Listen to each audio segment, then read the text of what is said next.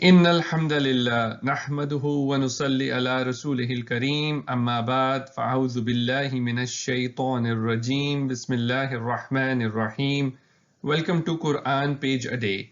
Today inshallah we will be collecting gems from Surah Ash-Sharh, which is Surah number 94 in the Noble Quran. Surah Ash-Sharh is a Makki surah. The word Ash-Sharh means the relief or soothing. This surah has 8 verses and this was revealed between the period 610 to 615 AD.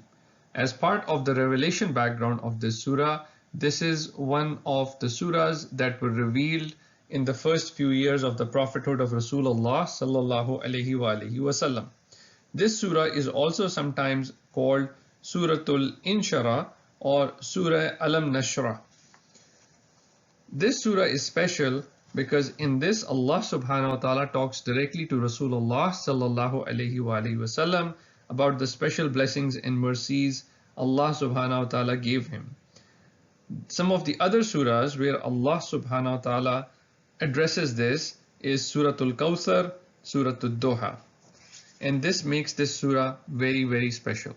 The theme of this surah is the blessings of Allah and that every difficulty comes with ease. So let's find out what is in Surah Ash-Sharh. In the very first verse of Surah Ash-Sharh, Allah subhanahu wa ta'ala says, Alam nashrah laka sadrak, have not we expanded for you your breast? This surah starts with Allah subhanahu wa ta'ala asking some rhetorical questions to Rasulullah sallallahu alaihi wasallam. In this verse, the word Ash-Sharh has been used in two different meanings.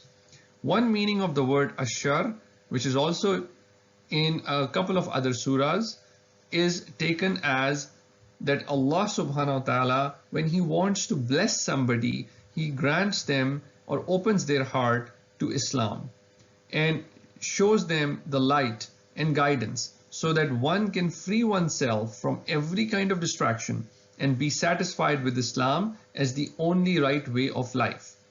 In a couple of other surahs, the word Ash-Sharh has been used when Allah subhanahu wa ta'ala has given some responsibility and the person is asking to be able to shoulder that responsibility given by Allah subhanahu wa ta'ala.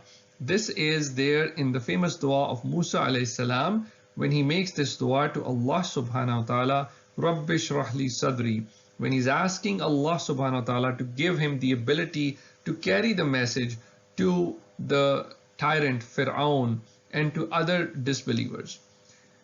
In this verse, in Surah Ash-Sharh, the word Ash-Sharh has been used in both these meanings, where Allah subhanahu wa ta'ala says to Rasulullah sallallahu alaihi wasallam by blessing him with Islam. Rasulullah did not like the fact that people before Islam came were worshipping idols and committing all kinds of sins.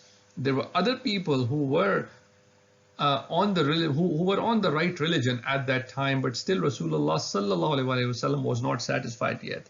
So Allah subhanahu wa ta'ala blessed him with Islam. And then Rasulullah sallallahu alaihi wasallam also was given this ability to be able to carry this responsibility forward. Now, if we know of somebody who has converted to Islam and if we talk to them, we will find out how blessed somebody feels when they actually accept Islam, knowing what Islam is. So this is the description of the first verse of Surah Ash-Sharh. In the next couple of verses, Allah subhanahu wa ta'ala talks about a burden being removed which had weighed Rasulullah sallallahu alaihi wasallam down. The word in this which has been used for the burden is wizr, and the word wizr means a heavy burden which basically shows distress, anxiety, because it was very difficult for Rasulullah sallallahu alaihi wasallam, for his sensitive nature, to see his nation being sunk in the depths of ignorance and barbarism. The idols were being worshipped, the community was engrossed in worshipping idols and polytheistic customs and practices. There was immorality that was spread all over, indecency spread all over, wickedness in the society, corrupt practices that people were doing, the powerful were suppressing the powerless, girls were being buried alive, tribes were subjecting one another with surprise attacks, and sometimes the wars would continue for many years and for generations at a stretch. No one's life, property, and honor was safe unless they had a strong, a strong back or somebody backing them. And this had grieved Rasulullah sallallahu alaihi wasallam much. So Allah subhanahu wa ta'ala relieved this burden of Rasulullah sallallahu alaihi wasallam. In the next verse, Allah subhanahu wa ta'ala talks about that Rasulullah sallallahu alaihi wasallam's remembrance is going to be elevated. Rasulullah sallallahu alaihi wasallam was an orphan and he did not have a lot of money. When he started teaching Islam, the people of Makkah did not think that he was very important. So they did their best to humiliate him.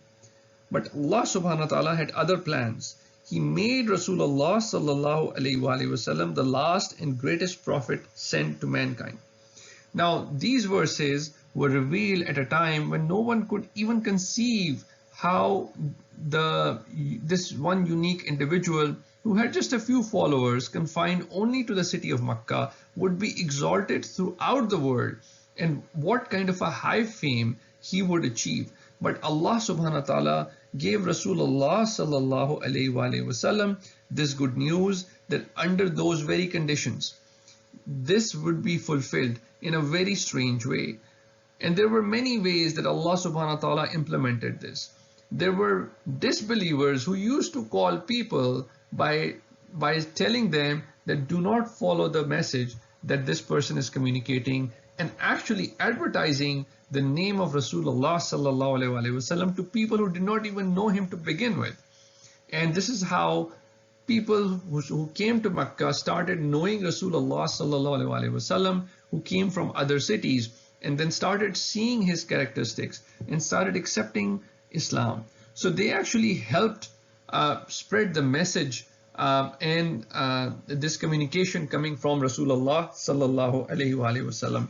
So Allah subhanahu wa ta'ala helps in strange different ways. In the next couple of verses, Allah subhanahu wa ta'ala talks about that with every hardship has multiple eases. And this verse has been repeated twice.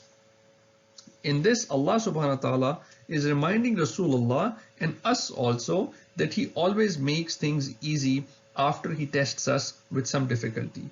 Just like Rasulullah sallallahu alaihi wasallam was poor and looking for guidance in his life, Allah gave him the blessing of Islam, forgiveness and honor among the people. That brought ease and relief. And then similarly, Allah subhanahu wa ta'ala is telling us that when something difficult comes our way, Allah subhanahu wa ta'ala will guide us to ways to come out of that difficulty also. And Allah subhanahu wa ta'ala is saying it 2 times. Now, what this also means is that with every difficulty, there are multiple eases that Allah subhanahu wa ta'ala gives to people. Now, this has been repeated twice so as to reassure the Prophet at the time and also to us that times do not last forever, but that there's always good times in the near future. And on the surface, sometimes it seems to be a contradiction that how can ease be accompanied with hardship? Because these two things cannot coexist. But the words hardship with ease has been used in the sense that ease sometimes pretty closely follows the hardship that one gets. And then in the last couple of verses, Allah subhanahu wa ta'ala talks about how one needs to work hard, but then also remember Allah subhanahu wa ta'ala. Rasulullah sallallahu alaihi wasallam at the time had exerted himself greatly to spread the word of Allah and reform human beings. And by that, it meant that he was doing this indirect worship to Allah subhanahu wa ta'ala by spreading the message of Islam. And he was very busy in planning and executing his strategy. However, what Allah subhanahu wa ta'ala is saying is that once you are done with this, then you still need to pray to Allah subhanahu wa ta'ala to establish that close connection with Allah, because one finds this tranquility in the remembrance of Allah subhanahu wa ta'ala. Time for a self-check. The questions we need to ask ourselves after we ponder on these verses of Surah Ash-Sharh. Do I ask Allah to soothe my heart?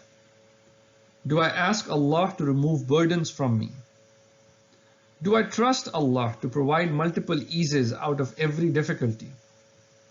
Do I make dua to Allah subhanahu wa ta'ala whenever I need anything?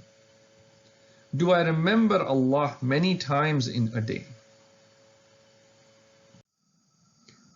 May Allah subhanahu wa ta'ala enable us to fulfill the rights of the Quran.